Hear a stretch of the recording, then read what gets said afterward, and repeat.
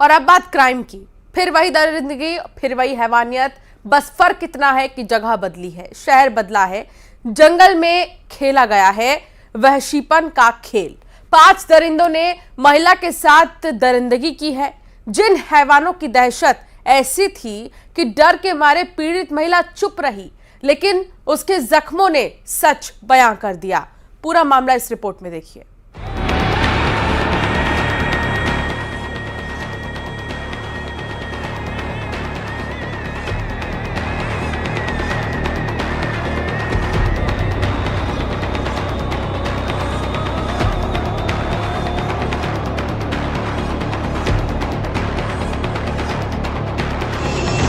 जंगल में 5 दरिंदे और वो अकेली।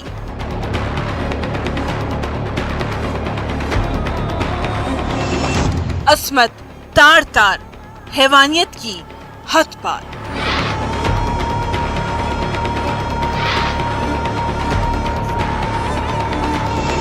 जबरन शराब पिलाई, फिर किया वहशीपन।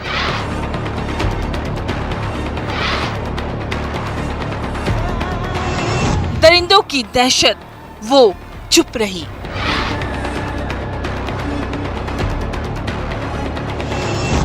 कलंक की कहानी, एफआईआर की जुबानी।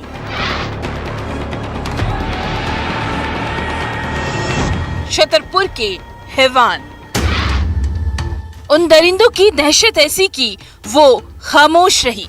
जिसके साथ मारपीट हुई, थाने में रिपोर्ट दर्ज हुई, लेकिन तब भी पुलिस वालों को ये नहीं पता था 42 साल की महिला किस दरिंदगी का शिकार हुई है। जब पुलिस ने महिला से बयान लिए तो सच सामने आया। ये सच होश उड़ाने वाला था। वो दिन शनिवार का था। छतरपुर से करीब 60 से 65 किलोमीटर दूर महिला टैक्सी से जा रही थी। तब पीड़ित महिला का आरोप है कि उसे जबरन टैक्सी से उस दरिंदे ने उतारा और जबरदस्ती कर उसे जंगल में ले गया, घसीटते हुए। जिस जंगल में खेला गया वहशीपन का खेल, उस जंगल में 4 और दरिंदे पहले से मौजूद थे, जो वहां बैठकर शराब पी रहे थे। पीड़ित महिला का इल्जाम कि उन हैवानों ने जबरन उसे शराब पिलाई।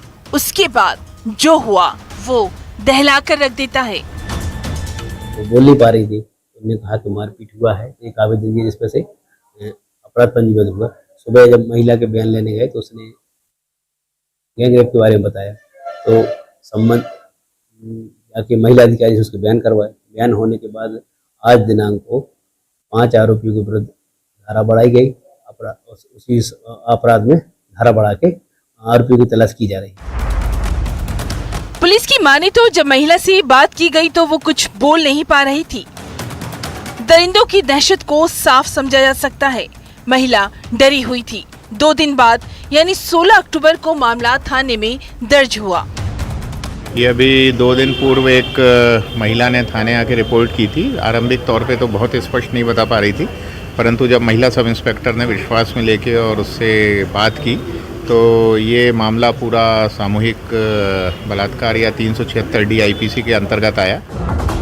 एक और बात सामने आई है कि टैक्सी ड्राइवर वहां से टैक्सी लेकर भाग गया था।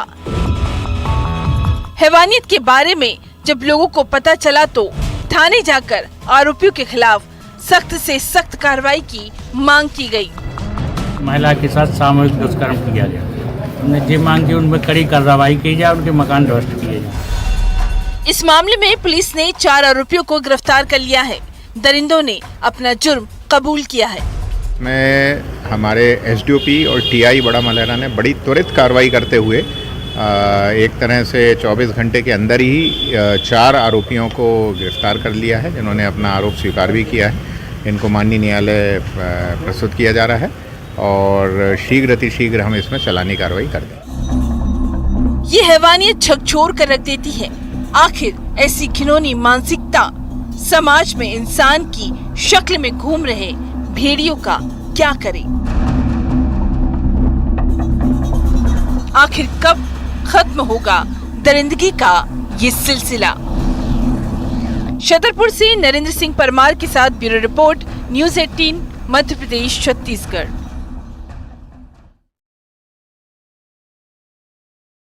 वारदात दबे पांव दस्तक देती है, लेकिन यहां वारदात का तरीका जरा अलग है।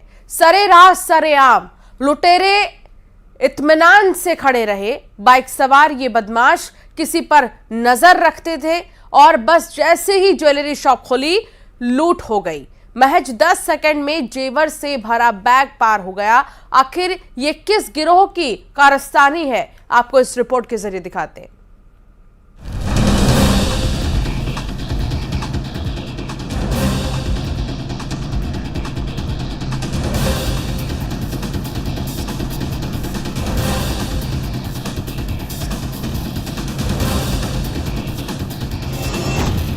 लूट लाइव।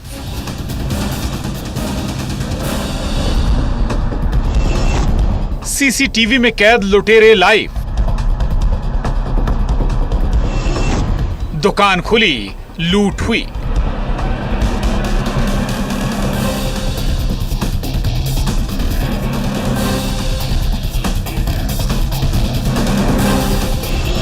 दस सेकंड में जेवरात पार। सावधान, लुटेरे घूम रहे हैं। ये वही थाना है जिस थाने में पुलिस वालों ने रायगढ़ में हुई एक्सिस बैंक की करोड़ों की डकैती में बदमाशों को नाकेबंदी कर पकड़ा था।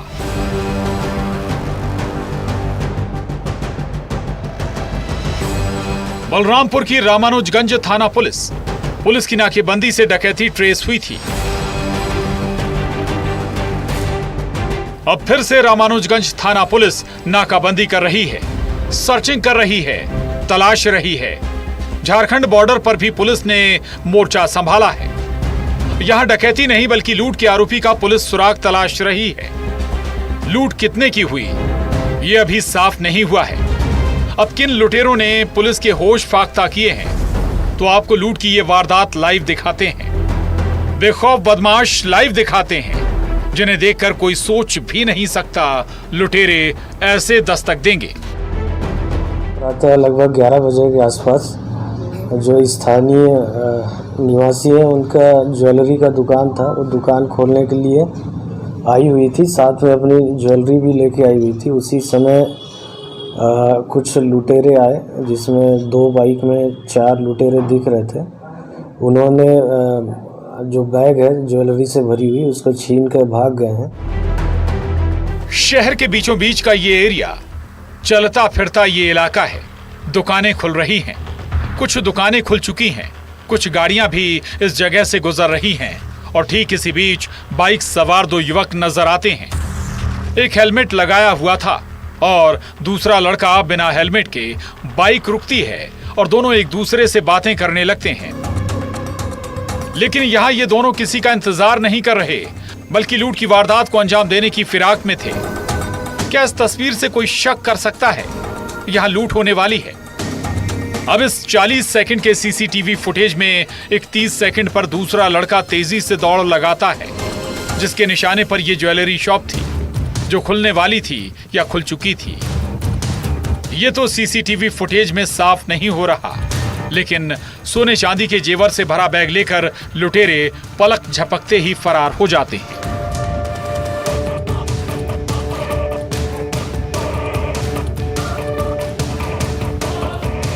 अभी जो प्रारंभिक हमारी विवेचना है, उसके आधार पर ये झारखंड की ओर भागे हुए हैं, जिसकी हम पता तलाश कर रहे हैं।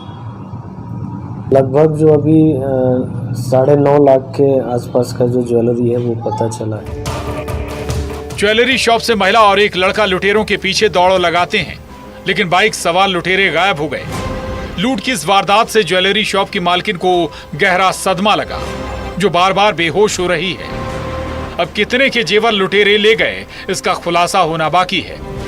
सवाल तो यह भी कि आखिर किस गैंग ने इस वारदात को अंजाम दिया, कब से रेकी की जा रही थी, क्या कोई राजदार है? इस लूट के पीछे इस एंगल पर भी जांच हो रही है। बलरामपुर में सूरज गुप्ता के साथ bureau report, news 18, Madhya Pradesh, Chhattisgarh.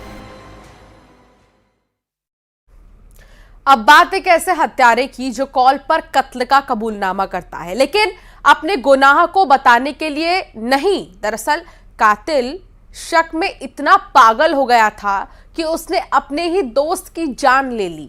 दोस्त के बहाने से अपने साथ ले गया, वार किया और फिर कॉल पर सुनाई कत्ल की कहानी, जिसे शक था अफेयर का।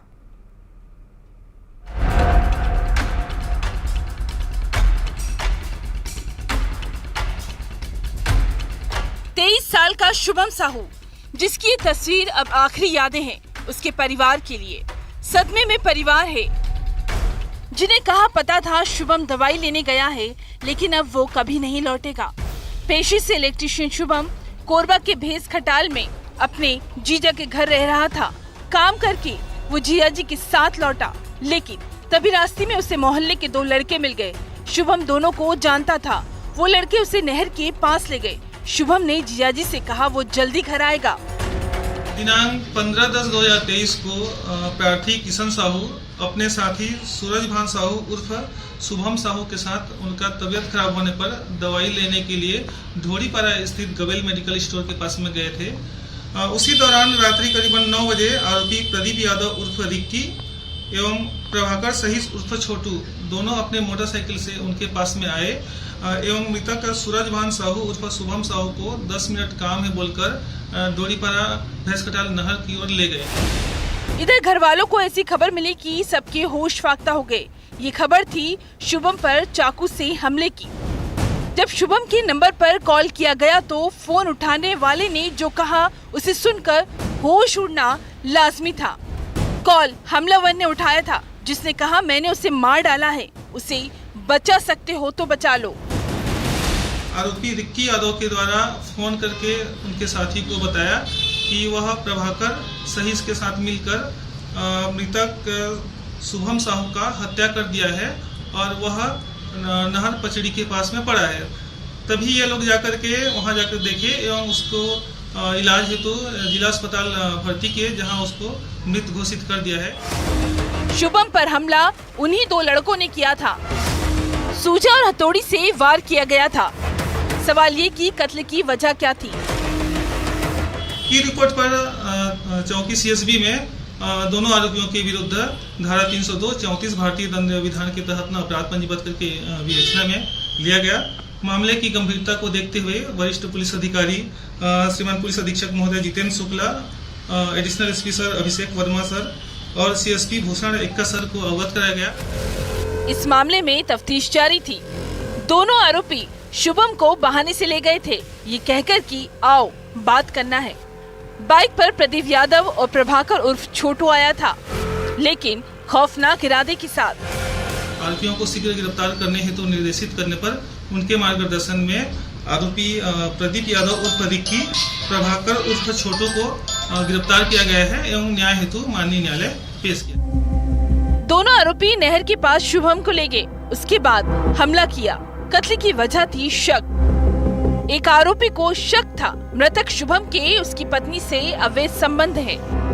ये आरोपियों को पूछताछ करने पर यह बता रहा था कि जो आरोपी ये प्रभाकर सहीस है वह कई बार मामलों में जेल गया हुआ था। उस दौरान मृतक के साथ उसके पत्नी का कुछ अफेयर होने या शंका होने की जिससे बात बोल रहा था, तो उसी कारणवश ये दोनों एक राय होकर के योजना बना करके घटना को अंजाम दिए हैं। और ये मारने में इसका ये एक हथौड़ी का उपयोग किया गया है, एक सूजा का उपयोग किया गया है और ये दोनों हथियारों को आरोपियों के कब्जे से जब्त किया गया है। और इसी शक में एक घर का चिराग बुझा दिया गया। कोरबा में अब्दुल असलम के साथ bureau report, news 18 Madhya Pradesh Chhattisgarh. CCTV कैमरे से नजरें चुराते ज्वेल थीफ आपको दिखाएंगे, जो बस आते हैं और जाते हैं। कई बार ऐसा हुआ, लेकिन अगली बार सीसीटीवी के फ्रेम में कैद हुई वारदात लाइव, जब ज्वेल थीफ वारदात कर फरार हो गए। महज 20 मिनट में लाखों के जेवर ऐसे हुए पार। आप भी देखिए jewel thief live.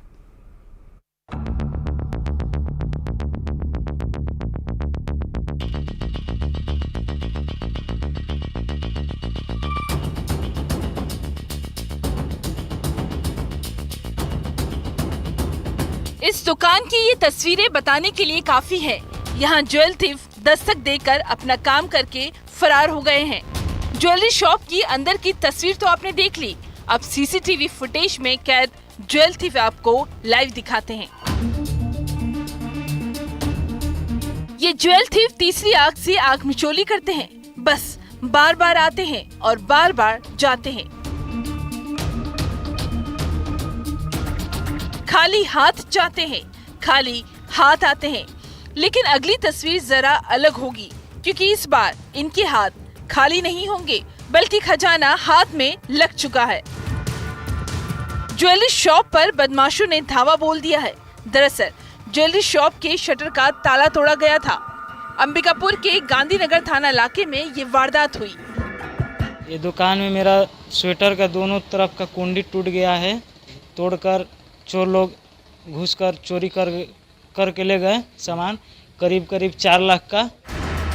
Banaras road Sai college के पास भगवानपुर में ज्वेलरी शॉप में करीब 20 मिनट में ये वारदात हुई। रात के करीब 12:36 से 12:56 के बीच